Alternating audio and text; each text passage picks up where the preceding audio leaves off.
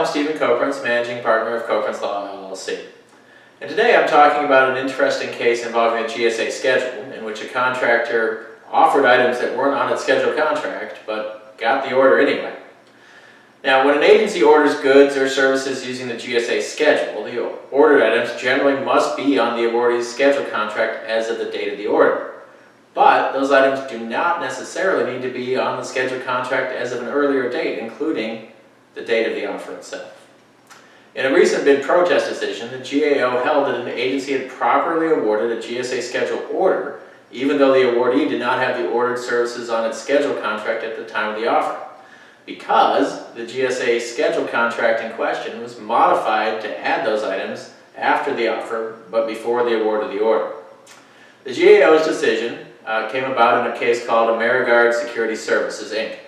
If you want to look that up at the GAO's website, the docket number is B411513.2. That case involved an HHS RFQ for security guard services, and HHS issued the RFQ using the GSA eBuy portal.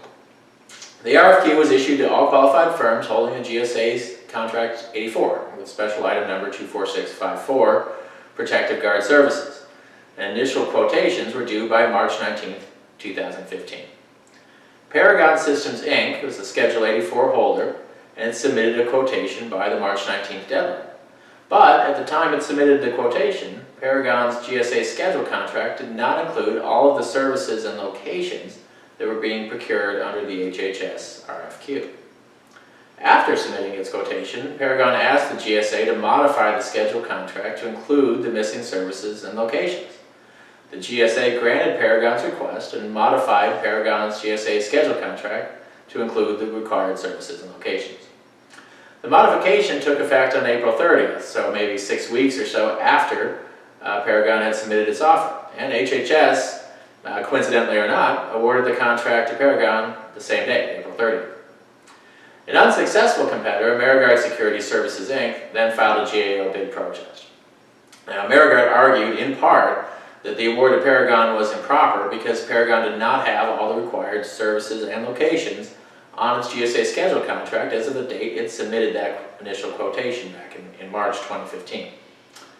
Addressing the case, the GAO wrote that non-FSS, and FSS being the Federal Supply Schedule, just another name for GSA schedule, the GAO wrote, quote, non-FSS products and services, frequently termed open market, may not be purchased using FSS procedures. Their purchase requires compliance with other applicable procurement laws and regulations, including those requiring the use of competitive procedures.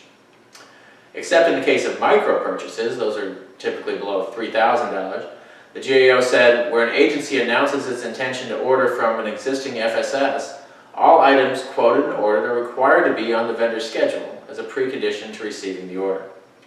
Now note the GAO's wording there. The items have to be on the schedule to receive the order, but not to bid on the order in the first place.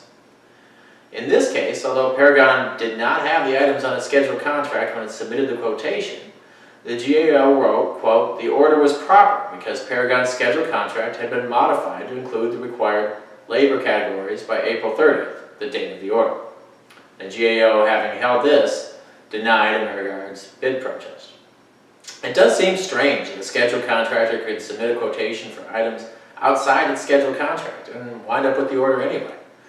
But as the AmeriGuard Security Services case demonstrates, there's nothing legally improper about such an award, so long as that scheduled contract contains the items as of the date the order is awarded.